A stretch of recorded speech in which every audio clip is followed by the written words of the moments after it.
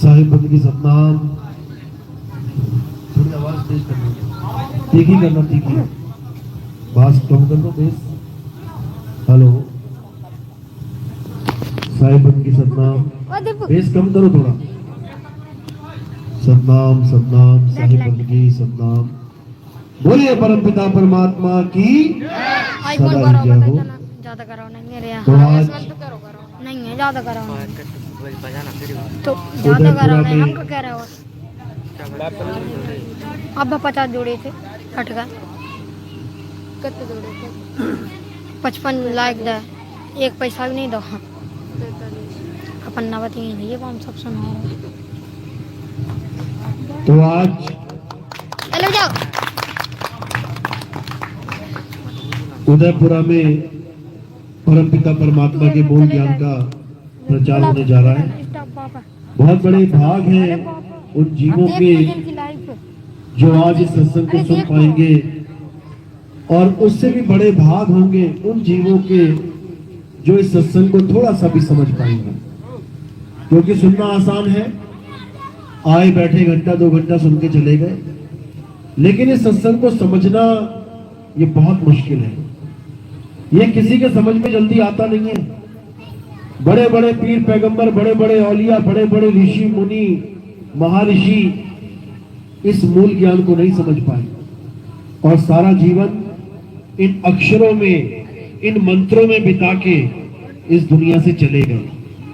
तो आज हमने वो ज्ञान को समझना है जिसके द्वारा हमारा जन्म मरण का रोग ये सदा सदा के लिए खत्म हो जाएगा।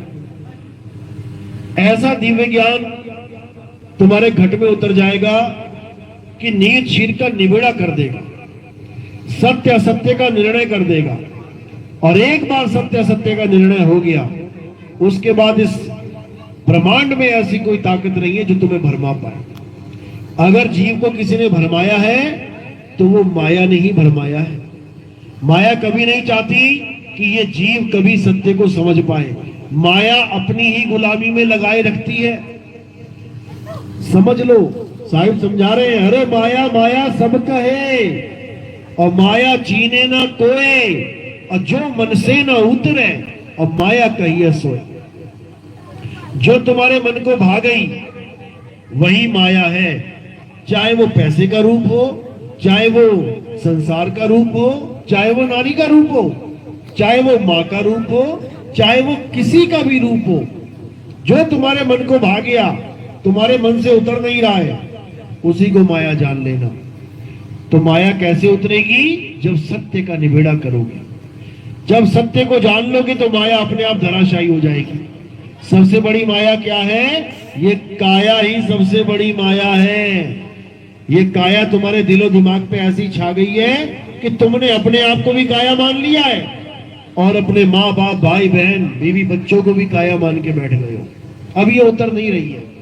इसी को उतारने के लिए बंदी छोड़ आते हैं, इसी का नशा उतारने के लिए संत सदगुरु आते हैं और तुम्हें काया से परे, माया से परे सत्य स्वरूप का ज्ञान देने आते हैं। तो आज उसी सत्य स्वरूप का ज्ञान अच्छे से समझेंगे और अपने जीवन का कल्याण करेंगे। तो आज का सत्संग शुरू करने से पहले परमपिता परमात्मा के नाम पे जयकारा लगाएंगे, फिर सत्संग शुरू करेंगे। बोलिए परमपिता परमात्मा की जय। सदगुरु बंदी छोड़ कबीर साहिब की जय। सभी संतों की जय। सभी भक्तों की जय। आज के आनंद की जय। सत्संग कराने वालों की जय। इनके माता पिता की जय। इस गांव नगर बस्ती की जय। आज के आनंद की जय। सकल हंस को बंदगी, साहेब बंदगी सतनाम। तो परमात्मा हमें समझा रहे हैं कि एक साधे सब सधे और सब साधे सब जाए, माली सींचे मूल को ये फूल पात घाए। कहते हैं एक साधे सब सधे। अगर इस जीवन में आपने कुछ साधना है, अगर आपने भक्ति करनी है, अगर आपने परमात्मा को खुश करना है तो क्या करना है? एक को साध लो। ये 2 3 4 5 6 के चक्कर में नहीं पड़ना, केवल एक को साध लो। और वो एक क्या है? सत्य है। तुमने केवल सत्य को साध लेना है। बस तुमने ये जान लेना है कि आखिर सत्य है क्या। और जब तुम्हें समझ में आ जाए कि सत्य क्या है, बस तो तुमने सत्संगी हो जाना है, यानी सत्य का संग कर लेना है, असत्य को त्याग देना है। तब समझ लो कि तुम्हारा जीवन 101% सफल हो जाएगा। लेकिन तुम्हें यही नहीं पता सत्य क्या है, तो तुम याद रखना 2 4 5 6 7 20 50 इनके चक्कर में पड़ जाओगे। कैसे? आज सोमवार है, शंकर जी की पूजा कर लूं। आज मंगलवार है, हनुमान जी की पूजा कर लूं। आज वीरवार है, उसकी पूजा कर लूं। आज शनिवार है, उसकी पूजा कर लूं। तुम सारी उम्र पूजा ही करते रह जाओगे, अनेकों की। क्यों? क्योंकि तुम एक को नहीं जानते। 2 ही प्रकार के लोग हैं इस दुनिया में, या तो एक को जान के एक के हो जाएंगे, या फिर अनेकों को पकड़ के अनेकों के हो जाएंगे। लेकिन कल्याण उसका होगा जो एक को साध लेता है। इसीलिए साहिब कह रहे एक साधे सब सधे, सब साधे सब जाए, कुछ पल्ले नहीं रह जाएगा। तो वो एक क्या है? वो सत्य है। अब सत्य है क्या, ये बड़ी दुविधा है। सत्य क्या है? राम जी वालों को पूछो, राम जी वालों को कहोगे कि सत्य क्या है, क्या कहेंगे? राम नाम सत्य है। शिव जी वालों को पूछोगे सत्य क्या है, वो क्या क्या कहेंगे? ईश्वर सत्य है, सत्य ही शिव है। मुसलमानों को कहोगे सत्य क्या है, वो क्या कहेंगे? खुदा ही सत्य है। ईसाइयों को पूछो सत्य क्या है, वो क्या कहेंगे? गॉड ही सत्य है। सिखों को कहोगे सत्य क्या है, वो कहेंगे सत्पुरुष ही सत्य है। यानी सब सत्य भी अपना अपना बना के बैठे हुए हैं। कोई ये नहीं बताएगा आखिर सत्य वस्तु है क्या। केवल नामों को सत्य बनाने में लग जाएंगे। ये सब नाम ही तो है। राम एक नाम ही तो है, राम नाम सत्य है। शिव एक नाम ही तो है, अल्लाह नाम ही तो है, गॉड वाहिगुरु नाम ही तो है। ये नाम को सत्य मान बैठे हैं, जबकि सत्य क्या है? सत्य एक तत्व है। एक ऐसा तत्व है जिसकी वजह से ये सारी कायनात चल रही है, जिसकी वजह से तुम्हारा शरीर चल रहा है, जिसकी वजह से ये सारे संसार में जितने भी जीव हैं ये सब जीवित हुए बैठे हैं। और वो सत्य क्या है? आत्मा ही सत्य है। हे अर्जुन, इस दुनिया में केवल एक सत्य है। तत्वदर्शी संतों ने उसी सत्य की महिमा गाई है और असत्य से इस जीव को दूर किया है। तो क्या है सत्य, क्या है असत्य? हे अर्जुन, इस दुनिया में कोई भी चीज पैदा होती है और उसका नाश हो जाए, वो असत्य है। कोई भी चीज जो पल पल बदल रही है, असत्य है। कोई भी वस्तु जो एक सी नहीं रहती, असत्य है। अच्छे से समझ लो। तो असत्य क्या हो गया? ये काया असत्य हो गई, ये मायावी संसार असत्य हो गया, ये पीपल तुलसी, ये सारे मंदिर मस्जिद गुरुद्वारे ये सब बदल रहे हैं। आज मंदिर कैसा है, कल को उसको बना के दोबारा से कुछ और बना दिया, बदल गया। आज मूर्ति कैसी है, कल को टूट गई, बदल गई। आज तुम्हारा काया कैसे है, कल को बदल गया। ये सब असत्य है। तो सत्य क्या है? हे अर्जुन, सत्य केवल और केवल आत्मा है। आत्मा का ना तो कभी जन्म होता है, ना ही आत्मा की कभी मृत्यु होती है। आत्मा अजन्मा है, नित्य है, शाश्वत है, पुरातन है। ये आत्मा ही सत्य सनातन है।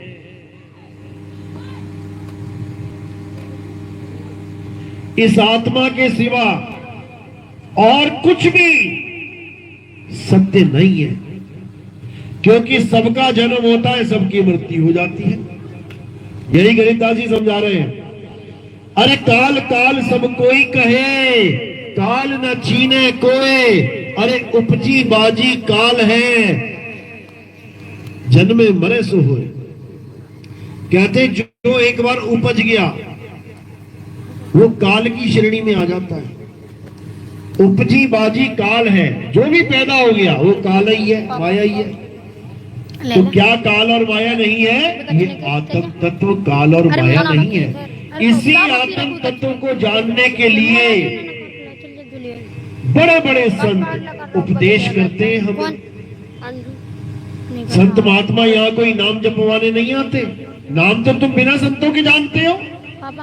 तुम्हारे जीवन में कोई गुरु ना भी आए तो क्या तुम नाम नहीं जानते?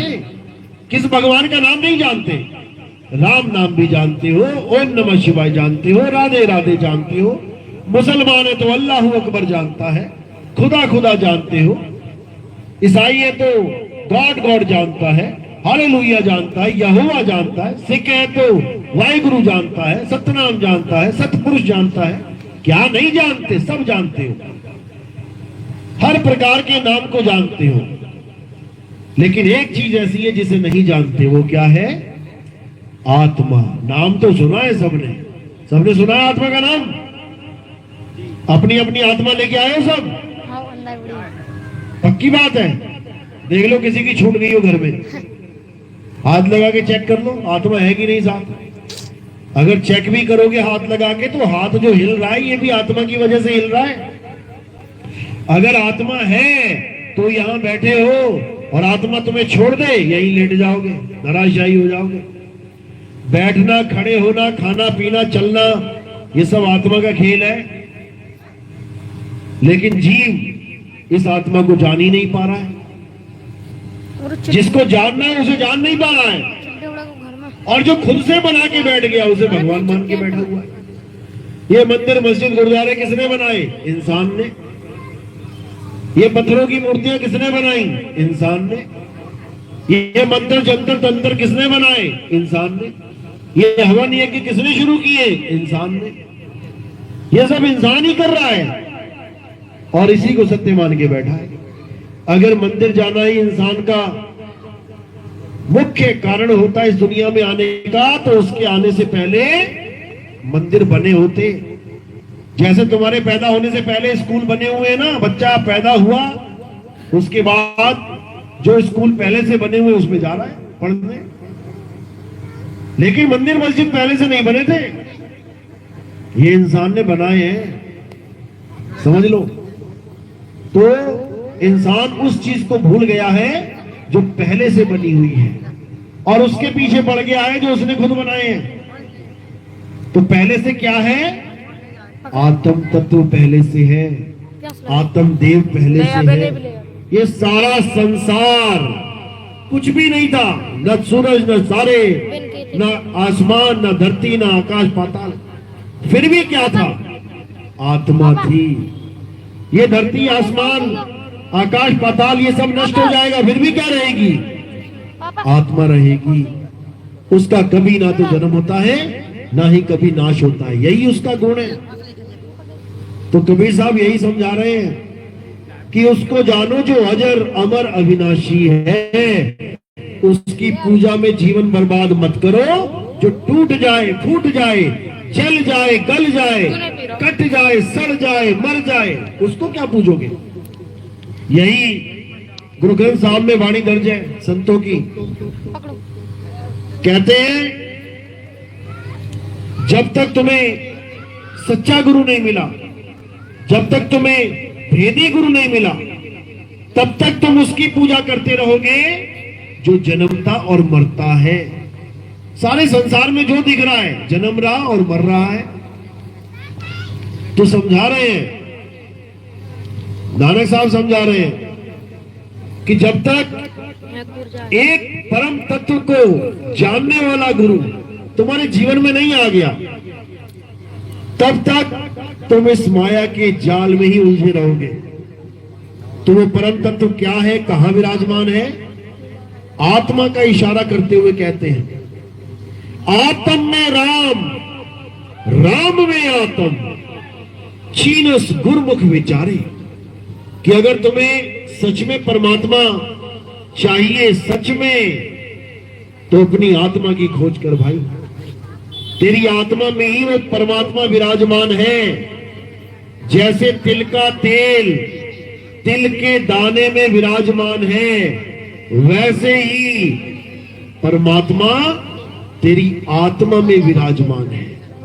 ज्यों तिल माही तेल है और ज्यों चकमक में आग, तेरा साईं तुझ में है, जाग सके तो जाग। तेरा साईं तेरे अंदर विराजमान है, लेकिन तुझे अपना ज्ञान ही नहीं है, इसलिए वो पास होता हुआ भी दूर है। अरे साहिब का घर दूर है, जैसे पेड़ खजूर और ज्ञानी जन के पास में अज्ञानी से दूर।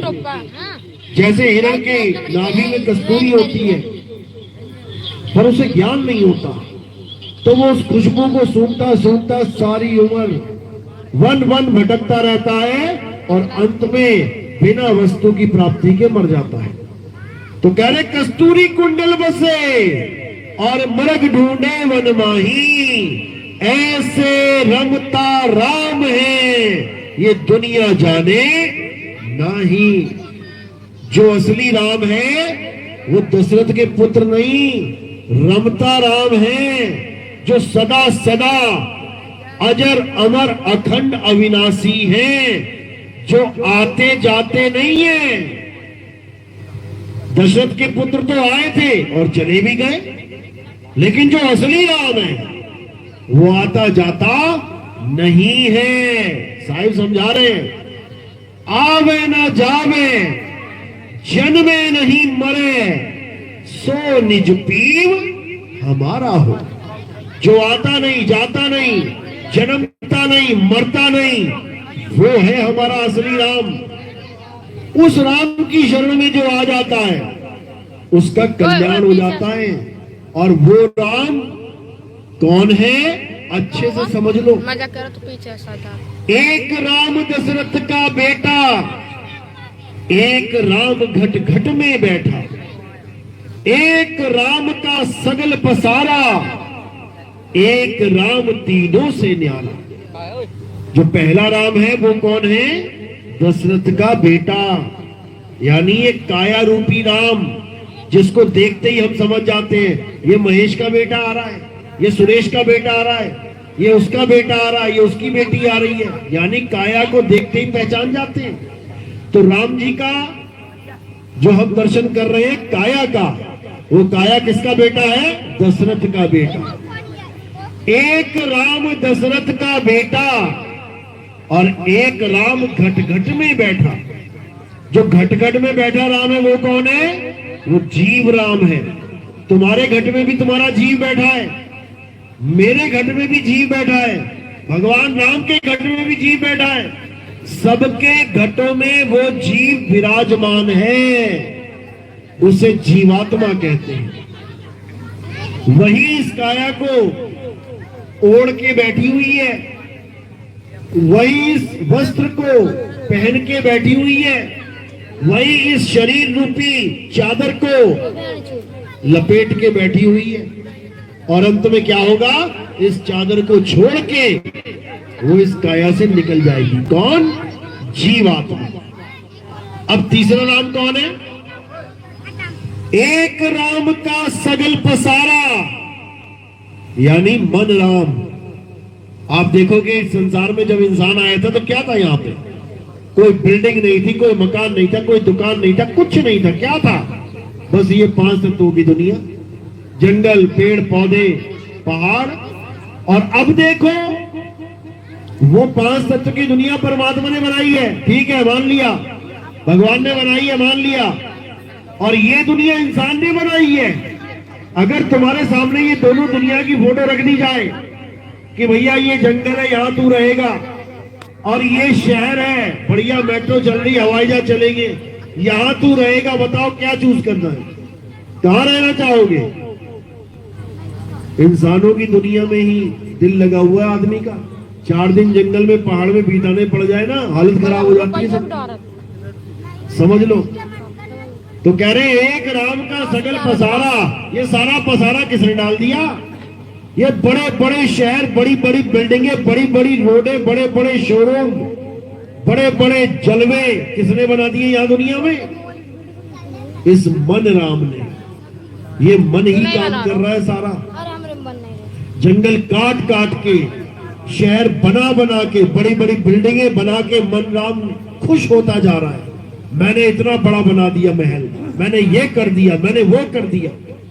तो ये तीसरा राम है जो तुम्हारे अंदर ही छुपा बैठा है। एक राम दशरथ का बेटा तन राम, एक राम घट घट में बैठा जीव राम, एक राम का सगल पसारा मन राम, एक राम तीनों से न्यारा आत्म राम, आत्म देव, जिसे हम परम आत्मा भी कहते हैं। ये तीनों से न्यारा है। ये जीवात्मा से भी न्यारा है, ये काया से भी न्यारा है, और ये मन से भी न्यारा है। तो जब तक हमारे जीवन में ये चौथा राम नहीं आ जाता, तब तक हमारा कल्याण होने वाला नहीं है। इन तीनों राम की तुम कितनी पूजा करते रहो, किसी का कल्याण होने वाला नहीं है। इसीलिए बार बार इसी भेद को समझाया जा रहा है कि राम नाम की लूट है, लूट सके तो लूट, अंत काल पछताएगा, प्राण जाएंगे छूट। यानी इससे पहले कि प्राण छूट जाए, उस राम को जान लो, उस आत्म देव को जान लो, जिसको जान के तुम्हारा कल्याण हो जाएगा। और अगर तुम इस इंसान चोले में उसको नहीं जान पाए तो क्या होगा? तब एक दर्दनाक मौत के लिए तैयार रहना, और आएगी है, मत समझना कि नहीं आएगी। हर इंसान की मृत्यु आएगी। हर इंसान का एक एक दिन, एक एक घंटा, एक एक मिनट, एक एक सेकंड कम होता जा रहा है। हर इंसान मृत्यु के करीब पहुंचता जा रहा है। हर इंसान को ये काल, ये मृत्यु खाएगी। बचेगा कौन? जो आत्मज्ञान को जान लेगा। ऐसा नहीं कि उसका शरीर खाएगी नहीं, उसका शरीर खाएगी, लेकिन उसको कुछ पता ही नहीं लगेगा कि मेरे शरीर के साथ कौन क्या कर रहा है। क्यों? क्योंकि उसका सारा ध्यान आत्म देव में जुड़ जाएगा, उसकी सूरत शब्द में जुड़ जाएगी। समझ लो। तो कह रहे जाप मरे, अजपा मरे, अनहद भी मर जाए, सूरत समाए शब्द में, वाको कालना खाए। यानी जो लोग जाप का सहारा लेके बैठे हैं, राधे राधे राधे जप रहे हैं, राम राम जप रहे हैं, ओम नमः शिवाय, ओम नमः शिवाय कर रहे हैं, अल्लाह अल्लाह, वाहिगुरु वाहिगुरु, गॉड गॉड कर रहे हैं, कबीर पंथी सतनाम सतनाम, जय कबीर सत साहिब कर रहे हैं, ये सब बेचारे अंत समय में एक दर्दनाक मौत का सामना करने वाले हैं। क्यों? क्योंकि जाप मरे, जिसका सहारा ये लेके बैठे हैं वो खुद मर जाएगा अंत में। जाप मरे, अजपा मरे, जो श्वासों का सहारा लेके बैठे हैं उनकी सांस अटक जाएगी, दर्दनाक मौत होगी। अनहद भी मर जाए, कानों में उंगलियां डाल के 5 तत्वों की धुनों को सुन रहे हैं, दर्दनाक मौत होने वाली है, याद रखना। तो कह रहे जाप मरे, अजपा मरे, अनहद भी मर जाए, और सुरत समाए शब्द में, वाको काल न खाए। अगर तुम्हारा ध्यान परमात्मा में लीन है, इस काया माया से परे परम तत्व में लीन है, तो तुम इतने आनंद में इस शरीर को छोड़ोगे, जितनी खुशी, जितनी आनंद किसी को अपनी शादी में भी नहीं आता। कहते शादी का आनंद भी तुच्छ है उसके सामने, ऐसे आनंद में तुम रहोगे। साईं समझा रहे हैं, अरे जिस मरने से जग डरे, मेरे मन आनंद, और मरने पर ही पाइए पूर्ण परमानंद। कहते तुम्हारी मौत नहीं, वो जश्न होगा जिस दिन एक आत्मज्ञानी इस शरीर को छोड़ता है, क्योंकि उसको पता है क्या करना है। पानी अगर गहरा है तो डराता है, लेकिन किसको? जिसे तैरना नहीं आता, और पानी उसको खुशियां देता है, चाहे कितना ही गहरा क्यों ना हो, जिसे तैरना आता है। बच्चे देखो, गांव के बच्चे तालाबों में छलांग मारते हैं, गहरे गहरे तालाब हैं, 50-50 मीटर गहरे तालाब मिल जाते हैं कई जगह, लेकिन बच्चे खेल रहे हैं उसमें, क्यों? तैरना आता है। वही पानी बच्चे को आनंद दे रहा है, और उसी में 60 साल का बुढ़ा जिसको तैरना नहीं आता उसको धकेलो, डर के मारे हालत खराब हो जाती है उसकी। वही पानी बराबर है दोनों के लिए, उसकी गहराई बराबर है दोनों के लिए, लेकिन एक को तो डरा रहा है और एक को आनंदित कर रहा है। इसी प्रकार जिसको मृत्यु का रहस्य समझ में आ गया, जिसने मरने से पहले मरना सीख लिया, वो आनंद में रहेगा, और जो मरना नहीं जानता उसकी हालत खराब होने वाली है। ऐसा तड़प तड़प के मरेगा, ऐसी दर्दनाक मौत होगी कि हालत खराब हो जाएगी। तो करना क्या है? कबीर साहब कहते हैं, मरने से पहले मरना सीख लो, डूबने से पहले तैरना सीख लो, तो कल्याण हो जाएगा। क्या कह रहे हैं? अरे मरता मरता जग बुआ, मरना जाने ना कोई, ऐसी मरनी जो मरे, बहुर न मरना होए। अगर तुम्हारे जीवन में गुरुदेव आ गए और उन्होंने तुम्हें मरने की कला सिखा दी, तो मौत तुम्हारे चरणों की दासी बन जाएगी। इतना समझ लो। क्यों? क्योंकि 24 घंटे तुम उस अवस्था में रहोगे जहां मौत भी चरण दबाती है आके कि मालिक तुम्हें कौन मारेगा। अब तुम अविनाशी हो गए हो। साहिब समझा भी रहे हैं इशारे इशारे में। क्या कह रहे हैं? अरे हम नो मरिब संसारा, हमको मिला जियावन हारा। कह रहे अब कौन मरेगा? अब किसकी मौत आएगी? जब हमें आत्मज्ञानी गुरु मिल गया और उसने हमें आत्मा का भेद समझा दिया, हमने आत्मा का ध्यान धरा और हम आत्मा ही हो गए। अब कौन मरेगा? जब तुम आत्मा ही हो गए तो तुम्हारी एक्सपायरी डेट सदा सदा के लिए खत्म हो गई। और अगर तुम शरीर बने रहे तो बेटा एक्सपायरी डेट बहुत जल्दी आने वाली है। देखो, जब कोई मर जाता है तो उसकी फोटो पे क्या लिखा होता है? जन्म इतने साल में, मृत्यु इतने साल में। समझो, तुम्हारा भी जन्म और मृत्यु लिख दिया जाएगा। कब लिखा जाएगा? जब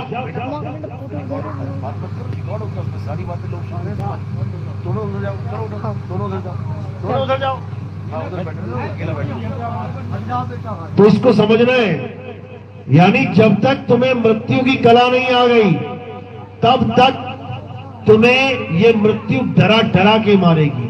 जब तक तुम्हें तैरने की कला नहीं आ गई तब तक ये पानी तुम्हें डरा डरा के मारेगा। लेकिन एक बार अगर तुमने पानी पे विजय प्राप्त कर दी, सारी उम्र में एक बार अगर कोई तैरना सीख जाए तो सारी उम्र नहीं भूलता। चाहे बुढ़ापे में धक्का दे दो उसे, बचपन में एक बार तैरना सीख लिया ना, सारी उम्र कभी ना तैरे। सीधे बुढ़ापे में भी अगर पानी में गिर जाएगा 2 मिनट में तैरेगा। क्यों? वो कला आ गई उसे। अब कौन भूलेगा उसे? तो बात इतनी सी है, लेकिन इतनी सी बात समझने में जन्मों जन्म बीत जाते हैं। जन्मों जन्म समझ में नहीं आती ये बात। क्यों? क्योंकि माया ने इतना बड़ा जाल बुन रखा है इस जीव को जप में, तप में, पूजा में, पाठ में, हवन में, यज्ञ में, तीर्थ स्थानों में, मंदिर में, मस्जिद में, गुरुद्वारों में, हर जगह उलझा रखा है। हर जगह माया का खेल चल रहा है, केवल आत्मज्ञान का खेल नहीं चल रहा है।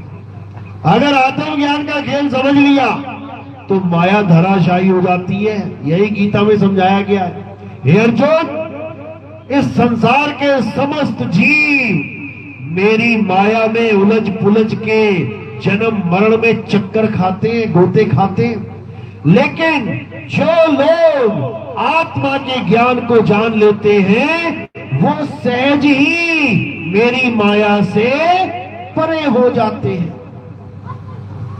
अब उनको माया नहीं पकड़ सकती, माया का खेल खत्म। लेकिन ये कब होता है? जब तुम्हारे जीवन में आत्मज्ञानी तत्वदर्शी संत आ जाता है। अध्याय 4 34वां श्लोक इसी की तरफ इशारा कर रहा है। हे अर्जुन, अगर तुम सत्य को जानना चाहते हो, अगर तुम सत्य को प्राप्त करना चाहते हो, तो तुम ऐसे तत्वदर्शी संत की शरण में जाओ जिसने सत्य को अर्थात आत्मा को जान लिया है। जिसने अपनी आत्मा को जान लिया है वही तुम्हें तुम्हारी आत्मा का ज्ञान दे सकता है, वही तुम्हें आत्म ज्ञानी बना सकता है। एक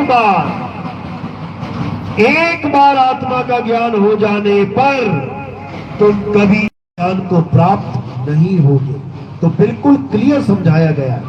लेकिन ये जीव आत्मा के ज्ञान को नहीं जान पाता और माया के चक्कर में उलझा रह जाता है। भक्ति तो करता है, गुरु भी बनाता है, लेकिन सत्य का भेदी ना होने के कारण झूठे गुरु को, अधूरे गुरु को अपना परमात्मा मान के उसकी भक्ति में लीन रहता है।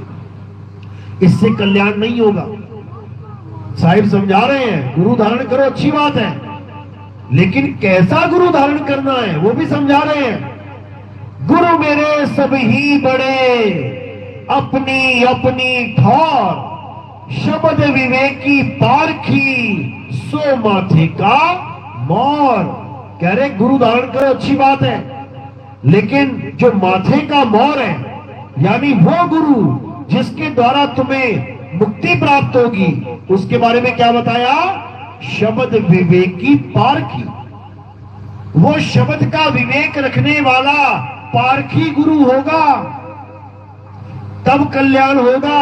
लेकिन लोगों को शब्द विवेकी पारखी की जानकारी नहीं है। करे तो करे क्या? तो क्या है शब्द, क्या है विवेक, क्या है पारख? अच्छे से समझ लो। शब्द का मतलब है सार शब्द। ये शब्द नहीं हिंदी, पंजाबी, उर्दू, फारसी के शब्द। ये शब्द नहीं जो श्वासों से उठ रहे हैं, जो नाभि से उठ रहे हैं। वो शब्द नहीं जो कानों में उंगलियां डाल के 5 तत्व की 5 धुनें चल रही हैं। वो शब्द नहीं। किस शब्द की बात हो रही है? सार शब्द की। बीजक प्रमाणित करती है, सार शब्द कहीं बाची हो, मानो एतबारा, अक्षर पुरुष एक पेड़, निरंजन वाकी डारा। अगर बचना चाहते हो तो सार शब्द से ही बच पाओगे। सार शब्द कहीं बाची हो तो सार शब्द क्या है? सार शब्द 52 अक्षरों से परे, अखंड अविनाशी, नी अक्षर नी शब्द निज नाम है। तुम्हारा आत्म स्वरूप है, उसे सार शब्द कहते हैं। और बाकी शब्द ये बोलने लिखने पढ़ने वाले। तो कह रहे हैं शब्द विवेकी पारखी, यानी जो शब्द का विवेक करके, परख करके तुम्हें पारखी बना दे, वो गुरु तुम्हारे सिर का मोर है। तो सतगुरु क्या करता है? नकली शब्दों को छुड़वा देता है और असली शब्द को लखा देता है। तुम्हें तुम्हारा आत्म स्वरूप लखा देता है। और ये जीव से बोले जाने वाले, ये थूक वाली जीव कहते हैं, झूठी जबान, इस थूक वाली जीव से बोले जाने वाले नामों को छुड़वा देता है। समझ लो। कह रहे सोई गुरु पूरा कहावे, जो 2 अक्षर का भेद बतावे, एक छुड़ावे। ये बोलने लिखने पढ़ने वाले, ये जपने वाले नाम छुड़वा देता है।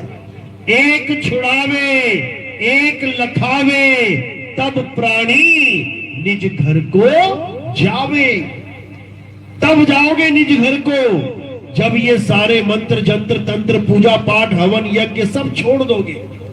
क्योंकि अगर इसी में अटके रहे तो जहां आशा तहां वासा। अगर इस माया रूपी संसार में कोई भी माया की चीज तुम्हें लुभा गई, तुम उसके पीछे पड़ गए, तो समझो वो घसीट के ले आएगी तुम्हें। तुम अच्छा खासा घर से निकले हो बाहर जाने के लिए कहीं, तुमने रास्ते में देखा अरे मेरा मोबाइल तो घर में रह गया, तो क्या करोगे? चले जाओगे जहां जा रहे हो, वहीं वापस घूम के आ जाओगे। अरे भैया घर में मोबाइल रह गया, मैं कैसे जाऊं? समझो क्यों? क्योंकि पीछे जो चीज छूट गई है, तुम्हारा ध्यान उसमें अटक गया। और अगर तुम्हें याद ना आता मोबाइल, तो तुम चले ही गए थे। इसी प्रकार अगर तुम संसार छोड़ रहे हो मृत्यु के समय में, और अगर तुम्हें एकदम इस मृत्यु लोक में पड़ी हुई कोई भी वस्तु याद आ गई, माँ याद आ गई, बाप याद आ गया, बेटा बिटिया याद आ गए, मकान दुकान याद आ गई, गाय भैंस याद आ गई। गाय भैंस भी याद आ जाती है। कई बार सत्संग होता है शाम को, तो कहते गुरुजी जल्दी खत्म कर लेना। क्यों? अरे गैया चोनी है, भैंस का दूध निकाल। सत्संग गया बाहर में, भैंस घुसी हुई है दिमाग में। तो जो चीज तुम्हें याद आ गई अंत समय में, तुम वहीं चले जाओगे। मोबाइल याद आ गया, बेटा घर चले जाओगे वापस। इसी प्रकार अगर भैंस याद आ गई, तो भैंस बनने के लिए तैयार रहना। कुत्ता याद आ गया, कुत्ता बनने के लिए तैयार रहना।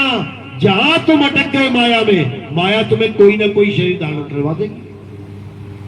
तो इसीलिए कबीर साहब समझा रहे हैं कि अब माया को जानो। इस संसार में ऐसी कोई वस्तु नहीं है जहां तुम अपनी सूरत को अटकाओ। अरे ये सब माया ही है। सूरज माया, चांद माया, धरती आसमान माया, पेड़ पौधे माया, ये जंतर मंतर माया, ये सारे मंदिर मस्जिद गुरुद्वारे माया, ये सब माया ही तो है। बनना बिगड़ना माया का ही तो खेल है। तो सत्य क्या है? आत्मा ही सत्य है। हे अर्जुन, इस आत्मा को ना तो कोई शस्त्र काट सकता है, ना अग्नि जला सकती है, ना वायु सुखा सकती है, ना जल भिगो सकता है, क्योंकि ये माया है ही नहीं। समझ लो, माया को जलाया भी जा सकता है, काटा भी जा सकता है, भुना भी जा सकता है, गीला भी किया जा सकता है, सुखाया भी जा सकता है। ये काया ही माया है। काट लो, भून लो, फ्राई कर लो, जो मर्जी कर लो इसको। लेकिन आत्मा वो माया से परे है। आत्मा का कोई बाल बांका नहीं कर सकता। तो हमने क्या करना है? हमने अपने जीवन में सत्य को धारण करना है। सत्य क्या है? आत्मा ही सत्य है। और जब तक आत्मा का ज्ञान नहीं हो गया, तब तक भूल जाना कि तुम्हारा कल्याण होगा।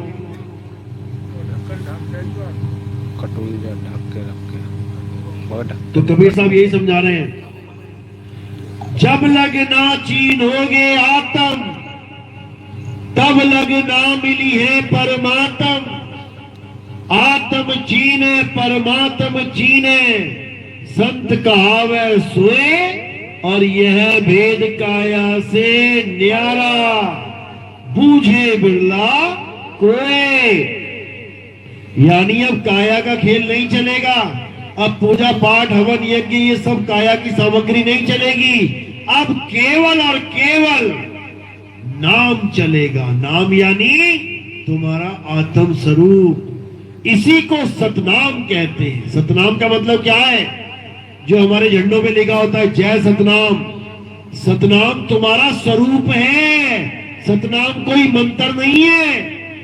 तो कह रहे सत्य नाम कोई नाम नहीं, ये है आपन रूप। और जो जाने इस भेद को, पावे आप स्वरूप, वो अपने स्वरूप को प्राप्त कर लेगा, वो आत्म तत्व को प्राप्त कर लेगा, तभी कल्याण होगा, नहीं तो नहीं होगा।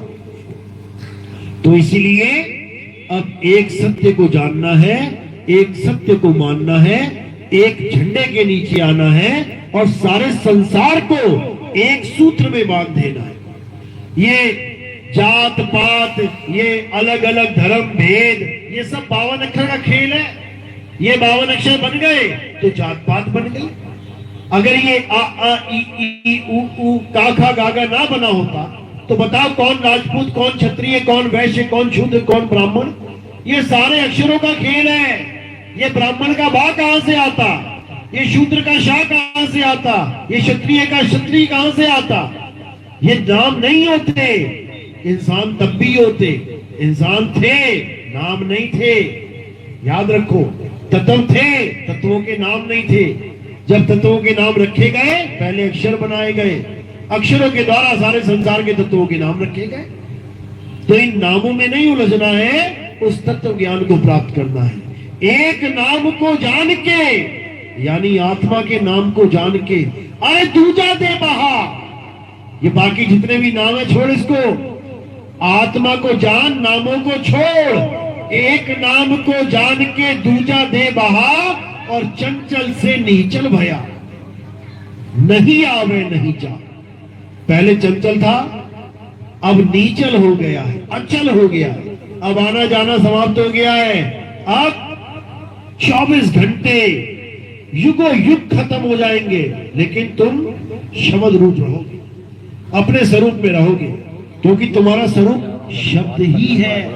अरे शब्द हमारा, तू शब्द का, सुन मत जा सरक, और जो चाहे निज रूप को, तो शब्द ही ले पराग।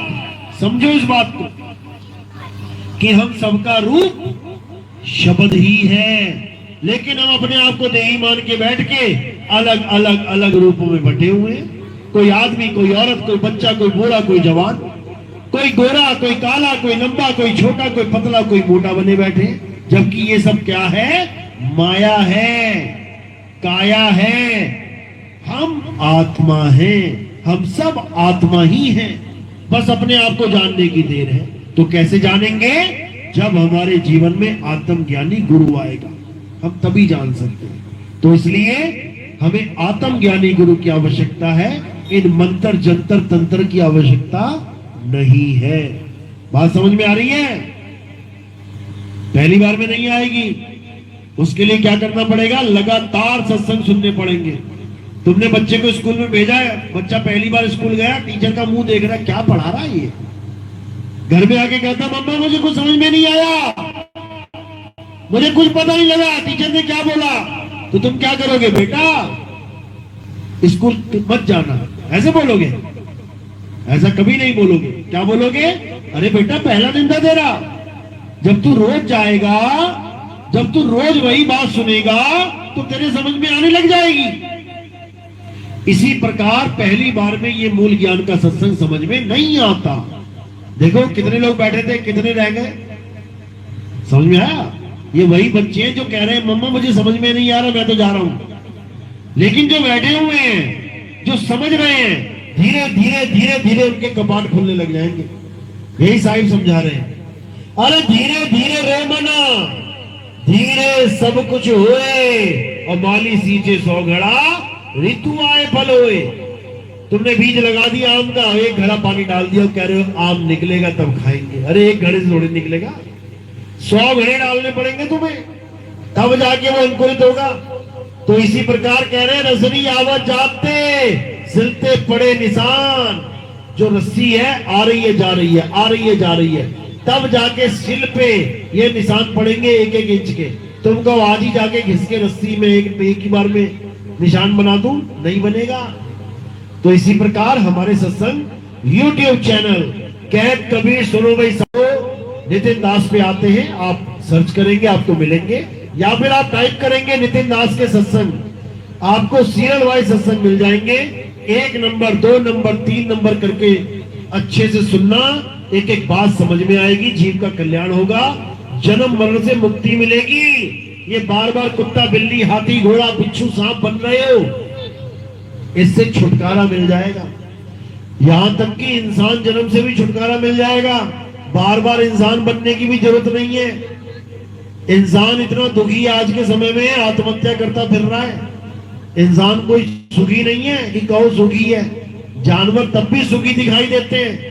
सुबह हुई, चिड़िया उड़ी, दाना चुग के घर वापस आ गई बिना किसी टेंशन के। और आदमी सुबह उठा, दिमाग में 100 खर्चे गिन रहा है, पानी का बिल, बिजली का बिल, मोबाइल का बिल, इसका बिल, उसका बिल। क्या करे बेचारा? किराए के मकान में रहता है तो पहले किराए के बारे में सोचता, महीने का किराया देना है, मकान मालिक सिर पे खड़ा है, क्या करूं मैं? कोई चिड़िया नहीं सोच रही, कोई सांप नहीं सोच रहा, कोई बिच्छू नहीं सोच रहा, कोई शेर नहीं सोच रहा, कोई चीता नहीं सोच रहा। किसी को किराया देने की जरूरत नहीं है। ये अकेला इंसान ही किराएदार बना हुआ है। तो बहुत टेंशन है भाई इस जीवन में भी। तो इसको भी खत्म करने के लिए क्या करना है? आत्म ज्ञान में आ जाना है, अपने असली बाप के घर में जाना है। ये नकली बाप है, यहाँ पे जो किराया ले रहा है नकली बाप है ये। अब अपने असली बाप के घर जाना है जहां पर किराया देना ही नहीं पड़ता। तो कह रहे हैं जाप मरे अजपा मरे अनंत भी मर जाए, सूरत समाए शब्द में, हवा को काल ना खाए। ये काल नकली बाप बना हुआ है, और सूरत समाए शब्द में, ये शब्द गुरु असली बाप है। ये तुम्हारा असली बाप है। जब तुम अपने असली बाप के निज घर जाओगे फिर तुम्हारा ये जन्म मरण खत्म हो जाएगा, ये किराए के मकानों का खेल खत्म हो जाएगा। तो इसी को समझा रहे हैं, सोई गुरु पूरा कहाए, दो अक्षर का भेद बताए, एक छुड़ाए एक लखाए, तब प्राणी निज घर को जाए। निज घर, और ये कौन सा घर है? ये पराया घर है, ये बेगाना देश है। रहना नहीं देश बेगाना है। ये धरती कागज की पुड़िया, अरे बूंद पड़े घुल जाना है। ये संसार झाड़ी और झाकड़, उलझ पुलझ मर जाना है। कहे कबीर सुनो भाई साधो, सतगुरु नाम ठिकाना है। सतगुरु का नाम ही असली ठिकाना है, उसी में जाके समाना है, नहीं तो इसी संसार में आना जाना है। तो चुनना तुमने है, इस संसार में वापस आना है मां के गर्भ में, उल्टा लटकना है आके, या फिर सदा सदा के लिए अपने परमात्मा के चरणों में लीन हो जाना है, सदा सदा के लिए मुक्ति पद को प्राप्त करना है, सदा सदा आनंदित रहना है। ये तुम्हारे हाथ में है। अब या तो इस पार्टी को चुन लो या इस पार्टी को, दो ही पार्टियां हैं। या काल भगवान को चुन लो तो इस संसार में आओ जाओ जन्मो मरो, या परमपिता परमात्मा को चुन लो। एक बार वहां पहुंच गए वो वापस ना आने देता तुम्हें, हमेशा राजकुमार की तरह रखेगा तुम्हें, समझ लो। तो इसलिए अब सत्य को पकड़ो और असत्य को त्यागो। चलो आज का सत्संग यही समाप्त करते हैं। अब आरती का समय है। आरती में क्या करना होता है? हमारे यहाँ आरती किसी जड़ वस्तु की नहीं होती है। हमारे यहाँ किसी पत्थर की पूजा, किसी फोटो कैलेंडर की पूजा नहीं होती है। हमारे यहाँ जीवित गुरु की पूजा होती है। हमारे यहाँ आत्म देव की पूजा होती है। तो कैसे करेंगे? थोड़े से फूल उठा के मेरे सिर के ऊपर रख देंगे। सिर के ऊपर क्यों रखे? क्योंकि पैर के अंगूठे से लेके सिर की चोटी तक क्या दिखाई दे रहा है नीचे? नाशवान काया। तो हमने कहा फूल रखे? इस काया से परे। जब हम काया से परे फूल समर्पित करते हैं तो ये कहां चढ़ते हैं जाके? ये आत्म देव के चरणों में विराजमान हो जाते हैं। तो हमारा नियम क्या है? फूलों को सिर के ऊपर रखना है। और अगर कोई प्रचार प्रसार में योगदान करना चाहता है भगत, तो सेवा केवल और केवल पैरों के नीचे रखनी है। ये नियम है संतों का, क्योंकि माया चरणों की दासी है। तो फूलों को सिर पे रखना है और सेवा पैरों में रखना है।